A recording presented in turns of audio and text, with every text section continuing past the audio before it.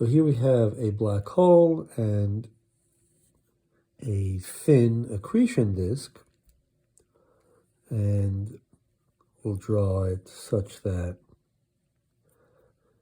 the axis of rotation is here. So the accretion disk is rotating sort of either this way, so into the page here and out of the page here for the plasma, the gas, and the disk, or the other way around. And the black hole could also be rotating about some axis here, one way or the other.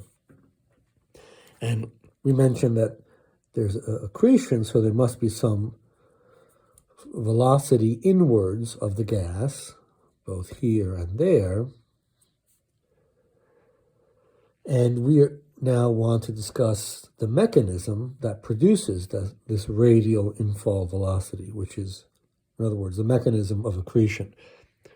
And it turns out that there's good evidence that it's magnetic in origin, and so maybe we should think about currents. And so there's gas that's rotating predominantly on circular orbits, and so this gas it's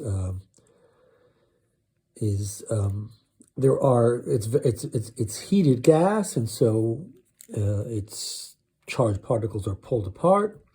Roughly speaking, we have currents, and these currents, we can think of them as being angular currents. So we have phi currents, let's say. Maybe we can make a drawing of this from above. So if we look down at this from that perspective, then we see the black hole that's either rotating this way or that way, if at all. And then the disk, this is sort of the inner edge of the disk, that sort of would appear to us like that. And then maybe that's the outer edge of the disk, which is much further out given the size of the black hole. But that's the black hole. And we can think of material or gas in the disk or plasma because it's charged, electrified. It has this is phi velocities, and therefore the phi currents. And then it has also some VR, which is this radial velocity towards the black hole, which is the reason for accretion. So this gas is subject to differential rotation, so faster as it is closer in, slower as it is further out. And so here's the mechanism responsible for accretion. And we think of, as I mentioned, sort of phi currents, and magnetic fields circle around currents. So we can sort of think of magnetic fields as circling around. But roughly speaking, we have magnetic fields that are, forget about when they come back. They come back some maybe further away. And here they are, something like that. So we have magnetic field lines like this.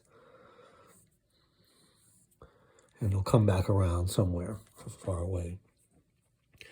And so we talked about flux freezing.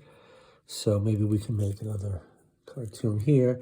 Let's remember that flux freezing, or we looked at dragging versus diffusion, where flux freezing is actually the limit where there's no diffusion, it's all dragging. We know that's not going to be a perfect condition, but to some extent, the magnetic field is dragged with the plasma. And so if we make a cartoon like this, we expect to see something like the following. So let me do it on both sides so it's symmetric. There's the thin disk. And here is some gas. Here's some plasma in the disk, a little parcel of gas it's referred to. And it's dragging the magnetic field with it. So here's another bit of gas here. And so let's make magnetic field sort of go through this. It's dragging it in. So the magnetic field, right, is frozen, or at least partly frozen, so it gets dragged inward. And so it develops a sort of bend this way. And so we can draw the field like that. And it sort of gets bent out well, we should really make a continuous line from here to here. There's gas plasma. Not the best drawing, but we can sort of think of further out here. We have a little bit of a bend at the disk, and then it comes around like that. Greater, maybe further in, because we're moving. There's greater inward flow, and then about here in a symmetric way here as well.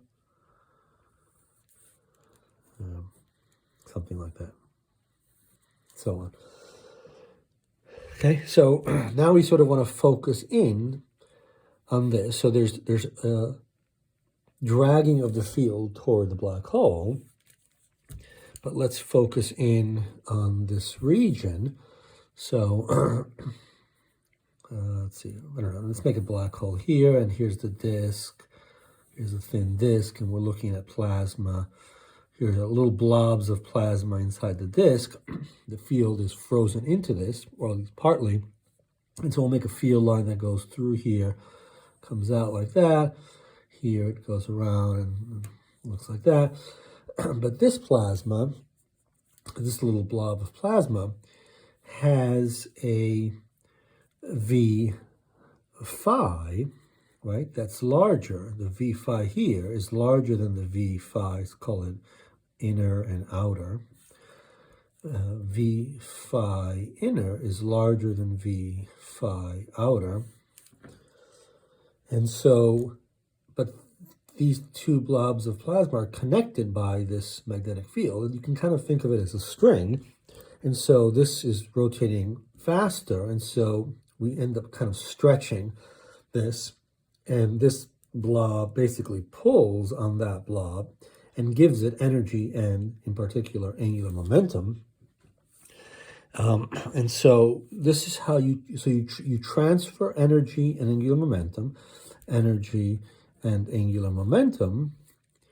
outward. And so this gas, which is doing work on that blob of gas, has to move inward as a result of the loss of energy and angular momentum. So there's a torque here, and there's work being done, and we can evaluate this quantitatively.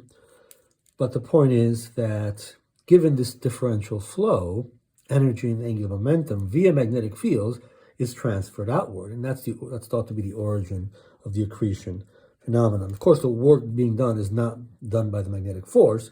It's really magnetic fields are sort of the mediator of this magnetic force.